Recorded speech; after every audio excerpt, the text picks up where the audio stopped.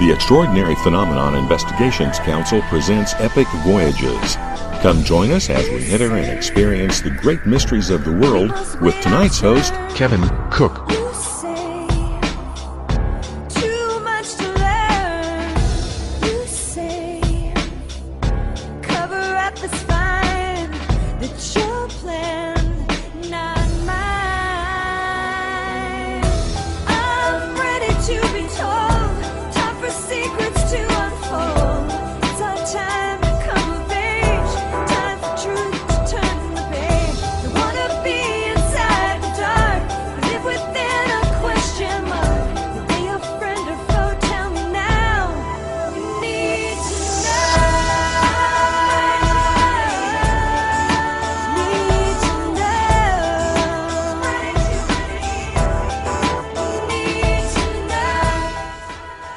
Good evening. This is your host, Kevin Cook, with the Epic Voyagers.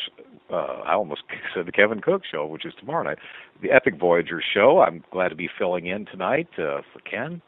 And we've got a great guest, Mack Maloney. He's written just a slew of books. He's a UFO author. He's written a book yet to be published on a Marian apparition that was on an aircraft carrier. He's just a very good guy, though he is a Red Sox fan, and I want you to be aware of this, but he seems to be a good Red Sox fan, so I think we ought to certainly hear him out. But before we talk to Mack, I might deal with a couple news items first, like I usually do. One thing that come up today in an article in the Daily Bail is that Spain is banning cash for transactions over $2,500. Or over 2,500 euros, which would be about $3,200. And this looks to be a first step in that country to actually do away with currency. Totally do away with it. At least it's a step in that direction. And, of course, that's been, highlighted in this country for many years as far as people talking about a cashless society. And certainly with debit cards, I really use a lot more of those than I do cash. But anyhow, there, connected with it is a lot of conspiratorial talk and consideration, and I do believe in conspiracies for sure. But this has gone way, way past what has ever transpired in Spain. It looks like the alleged reason is to make, tax collecting easier instead of a bunch of underground transactions. But like most things, the real reason is to keep a thumb on you and to make every transaction tracked and controlled. And anyhow, I don't like it. And though I have a liberal tendency as far as politics, I've also got a libertarian trend too. And I don't like intrusion into basic freedoms, and I don't like that. And speaking of which, now this sounds like something that's too extreme to be true, but it isn't. I've heard it several different places authoritatively. You could even be considered a terrorist in this country if you have more than a week's worth of groceries. I'm serious. That as an acid test, a litmus test of whether you're a terrorist would be if you have more than a week's worth of groceries, figuring you're some kind of survivalist or whatever, which is really nothing wrong with that. But, we have had conspiracy shows like with Sheriff Richard Mack just back in a few weeks ago about the NADA, the National Defense Authorization Act, and this is a real deal. And slowly by increment, our freedoms are getting eroded. So you might look at that, and Spain, could be a harbinger of things to come here. And on a final note along those lines, I guess it's conspiracy news night. We have a whole lot of drones that are fixing to be filling our skies. The Freedom of Information Act has had some information released that says 50 non-military organizations have asked the federal government for permission to fly drones over this country, basically, little spy robotic planes. And there's a group called the Electronic Frontier Foundation, which is a civil liberties group pledging to defend us from digital snooping and governmental snooping. It said that basically the FBI, Department of Homeland Security, Department of Justice have all been cleared to launch drones for, yes, snooping up on you and me. And more than that, many, many different police forces have asked and gotten permission to fly these drones. And, I don't know. It sounds pretty much like something out of a science fiction movie or Big Brother, but I'm not much interested in having some little drone follow me around in the backyard or wherever I'm going. And I don't think that's really the kind of life you grew up desiring in this country either. So snoop into that in your local area. And there was a funny little segment on that. One of the NBC shows that unfortunately is being canceled is Harry's Law with Kathy Bates. But anyhow, it's a very funny show, but she shotgunned a local Cincinnati police drone in the show, and that's at least highlighted that topic. So look out for the drones, folks. Now, tomorrow night on my own show, the Kevin Cook Show at 8 p.m. Central, we have Josie Ravenwing, who's the U.S. rep for incredible healing ministry, John of God it's called. He's a Brazilian healer. And I might have mentioned on some other shows that Colonel John Alexander, very well-placed Green Beret retired colonel, consultant to the Pentagon, and on and on and on. Definitely no idiot. And he says he's checked out. I talked to him when I was up in Eureka Springs last week, and he said unequivocally that he checked out John of God, and he is on the level. It's not a scam or a con to, raise money or this kind of thing. He said just the contrary. He said that for the most part they don't have their hand out for donations and this and that. So, and also, Colonel Alexander also told me that, the famous psychologist Wayne Dyer, I think is his name, that, he's got all these self-helpy kind of books out. He was actually healed at this location. So, should be a good show, and I certainly invite you to listen in tomorrow night. And you can also check out my Facebook page. I'm the Kevin Cook. His hometown is Cambridge, Maryland, and certainly invite you to check that out. It's got a lot of interesting things. And I might also bring your attention to our new call-in number. That's 786-837-2262 number, which Joe, the producer, our computer whiz here, has got lined out. And it does a lot of different things than the other numbers, and that it even has a facet, if I remember correctly, that we could even make that number live for a given caller, and just various things. It's good for keeping track of stats. And it certainly is helpful because you're not necessarily tied down to the computer itself. So you might remember that and use it and pass that along to some other folks. And also, just as a personal plug, I do voiceover commercials. I've been doing pretty well with those. And I also do the on-hold little speeches and talks and amusements. If you need some for your business, I certainly would give you a very good quality voiceover commercial and get it back to you professionally edited. Anyhow, for all that promotional consideration, Mack Maloney from Boston, how are you doing? I'm doing good, Kevin. How are you doing? I'm not doing too bad. I got, unfortunately, now this is every time I try to crawl back to New York, something happens to make me stay here in Texas, and my business partner's thinking about buying out his uncle who's got a gigantic tree business, and that might, oh, golly, Mac, I may never get home. But the Northeast in general, but it's good for business, and it's been a new development. Other than that, things are going pretty good in general. I know you said earlier that it wasn't snowing in Boston. I guess Brian Williams was making us think the whole Northeast was getting plastered tonight. Well, we had this really, we had a northeaster, and we get a few of those usually during the winter, and if it was a little colder, we'd probably be looking at a couple feet of snow.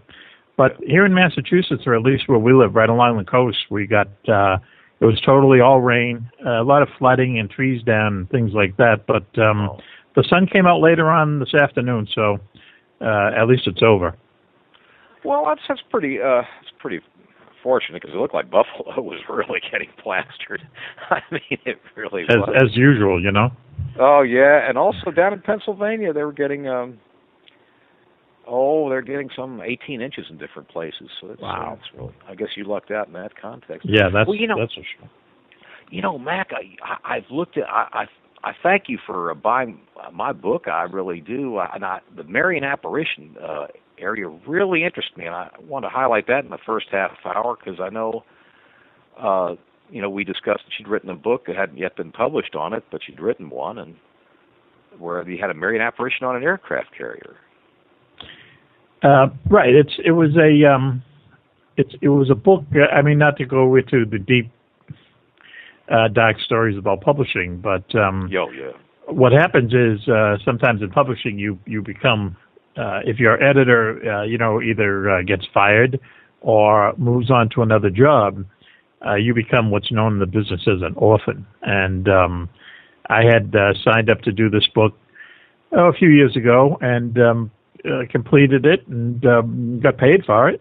And then my editor was actually got a job at another publishing house, and I became an orphan. So the book is kind of on the shelf, and at some point, the publisher owns it. They may publish it, but basically what it was a story about I did a lot of research into Marian apparitions, and I was just fascinated by the whole subject. And what happens is an aircraft carrier is sent to the Black Sea to prevent a war between Ukraine and Russia, two countries that are always, though we don't hear about it very much, they're always right on the verge of war. Because there's a Russian seaport there, a naval base that the Ukrainians want and the Russians don't want to give up. So the U.S., in an attempt to prevent this war, they send this aircraft carrier up to the Black Sea, saying that, whoever strikes first, we're going to strike them. And so it's a very stressful situation. And what year was that roughly, Matt?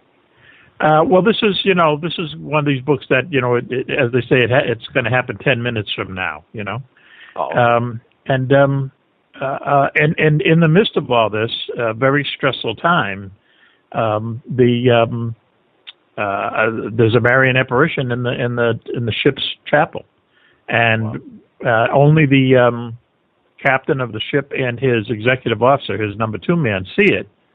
And basically the book, it's a novel, of course. What happens after they see this apparition is what makes up the bulk of the book. But okay. Well, I guess I was of the opinion it was an actual apparition. No. If that had happened, then we'd be living in a different world. It started. Yeah. The idea started with there was actually, and what happens afterwards is there's a mutiny on board because some people believe that this happened and some people don't. And I originally got the idea. There was very, very little publicity about this, but during the first Gulf War, the Persian Gulf War, there was actually a mutiny on one of the ships in the Persian Gulf by a bunch of disgruntled sailors. Some of them, who I guess were of the Muslim faith, just didn't like the fact that we were bombing the heck out of Iraq. And when I heard that, it was a short mutiny. It was the first mutiny on the U.S. ship in a long, long time. And that gave me the idea, and so then I brought in this Marian apparition thing. But anyway, that's a long way of saying that you and I are really interested in this topic. I'm fascinated by it. Well, I know we're both Catholics and what have you, but what happened to me, I and just tell you in brief, I was visiting Our Lady of Martyrs. Well, I was visiting upstate New York to buy property, and I went by Our Lady of Martyrs Shrine in Oriesville, New York, near Albany, and I experienced the odor of sanctity there. And I'd already had a pre-existing interest in Marian apparitions, and that kind of was the odor of sanctity, where you have uncommon smell of roses and floral scent, was so overpowering that it made a big impact on my life, because I knew this was, I'm just an old cynical salesman. I'm not saying I haven't had metaphysical experiences. I have, but I'm kind of hard to rock, but this rocked me. And I'd already, I knew, that these things were connected with Marian apparitions, and I did more and more research and found that they were completely connected with Marian apparitions, or I mean, they do exist separate from them, yes, but I mean, they're part and parcel of most Marian apparitions. And one thing led to another, and I wound up doing research into all the major apparitions, and some that were not very well known, like at the Orthodox Church. And golly, Mac, I mean, this is one area that really is hard to dismiss as being a legitimate event. I mean, it's much more, let's say, well investigated and better documented than, say, ghostly activity and what have you. And yeah, I mean, it's one of these things where it happens. It has happened so frequently, and happened to people who you wouldn't normally think it would happen to. Then there must be something to it. I mean, everyone who has claimed to have a Marian apparition, they can't all be zealots or someone who has mental problems or whatever. Right. It's the same thing as UFOs. I mean, people always say that not every UFO sighting is a hoax or a delusion. So right. Some of them have to be real, and just like Marian apparitions, all it takes is one of them to be real for them basically all to be real. So exactly. It's a really interesting study. Well, and in the book you got, Marian Apparitions, a real book, in the middle of it are some photos like over that church, in the St. Mark's Coptic Church in Zaytun, Egypt in 1968 through 70. And those photos of Mary being seen over the, I guess the domes in that church, those were seen by 14 million people. Mm-hmm. I mean, this is not, and the photo was actually extracted off of Arab television, and Mac, they had as many as 250,000 people at any given time. The apparitions occurred somewhere like 3 to 5 times a week in front of this church, which is in a suburb of Cairo, Egypt.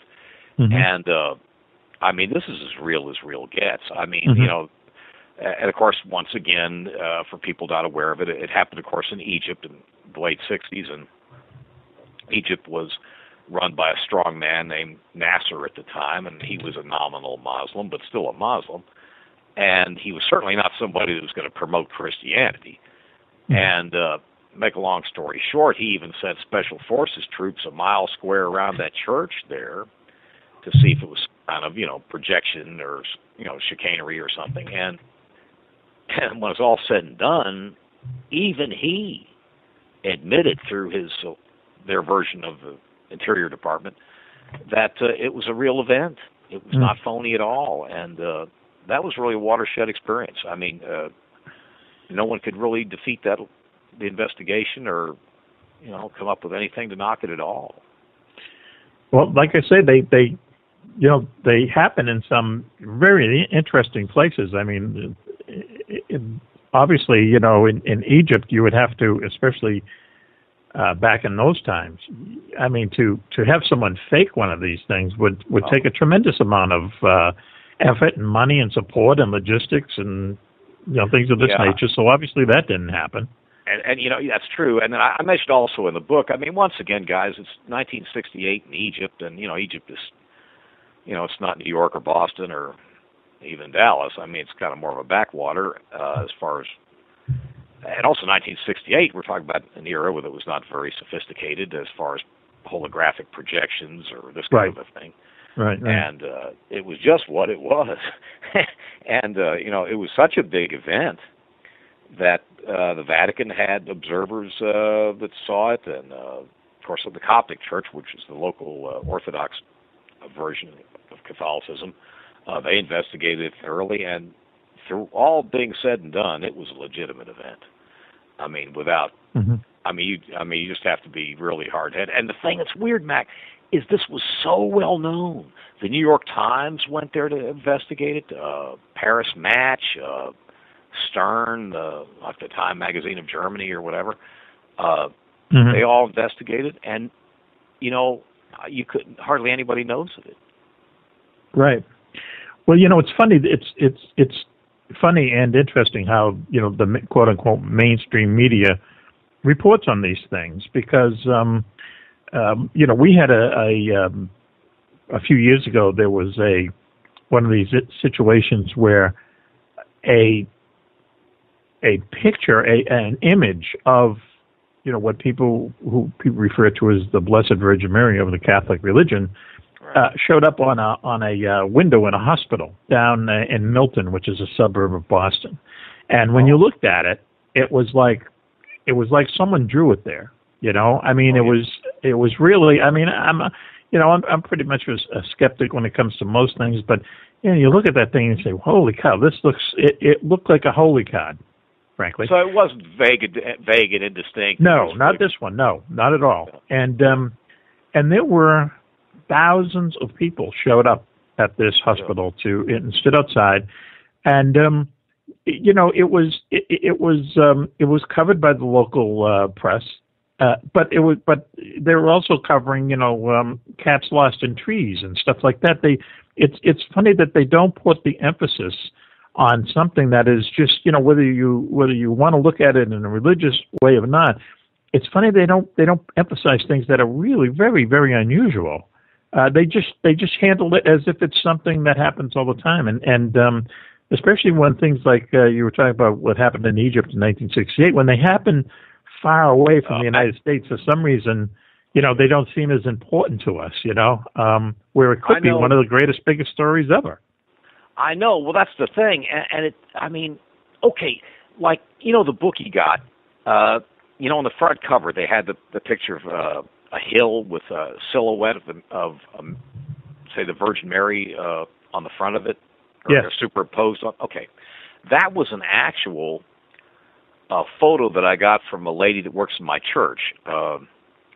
She's the wife of a deacon, and you know, people heard in the church I was writing a book on Marian apparitions, and you know, they thought I'd want the photo, perhaps using the book. And what it was this lady had gone on a pilgrimage to Medjugorje, and her companion had been went with her and took that photo. And the photo was just over the hill where the original apparition occurred. It, you know, I mean, there was nothing, you know, there was no image there when they took the photo. It was just of that hill. Mm-hmm. And when the photo was developed, that's what transpired, was that photo with a clear and distinct image of the Virgin Mary superimposed on this photo. And I quizzed them. I said, now look, you know, I mean, that sounds so improbable. I mean, this is on the level, right?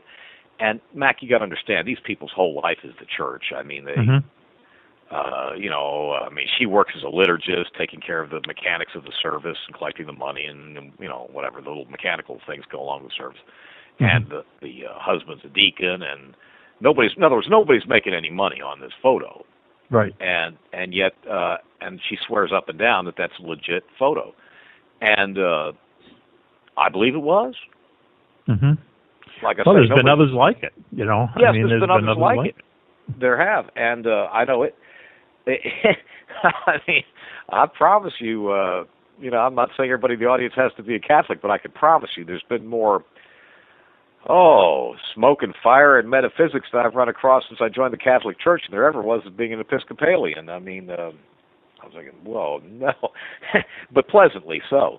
Mm-hmm. But I've just, you know, even one of the guy, in the book, I was supposed to have had a foreword inserted in it by Dr. Tim Barth, who's been a guest on the show here last month, and he's a Department of Psychology chairman at Texas Christian University, big school here in Fort Worth. And he's also a Catholic, but he's also a ghost hunter and a consultant to various ghost groups. And what's always tickled him, Mack, is that, you know, there's all this interest in shows, innumerable shows on cable and all that about ghost hunters going here, there, and everywhere. And he was just amazed because the evidence is so superior in this field of study in Marian apparitions compared to ghost hunting, and yet, you know, people go bats over an orb, which may be a fleck of dust or some kind of photographic problem or something. Mm-hmm. Yet this stuff is hardcore stuff. And, you know, it's just, it's really strange. See, I think that there's a certain element that, you know, maybe we just can't understand, but you know, it has to do with Marian apparitions, let's say. It has to do with UFOs. It has to do with ghosts. It's that people see these things. Lots of people see these things, but still, many people doubt them. And it seems like even though there's a lot of evidence, and I suppose if you sat down and saw all the evidence, maybe you'd be convinced. But I think it's almost like there's something in our DNA that we don't want to believe these things are true. And maybe that will change at some point. I don't know, but it just seems like for me with just going back to UFOs for a second, I can't believe that people aren't just fascinated and intrigued and bewildered about all UFOs that are seen day after day, 1,000 around the planet every day. I mean, what does it take to bowl you over than something like that? That's what gets me about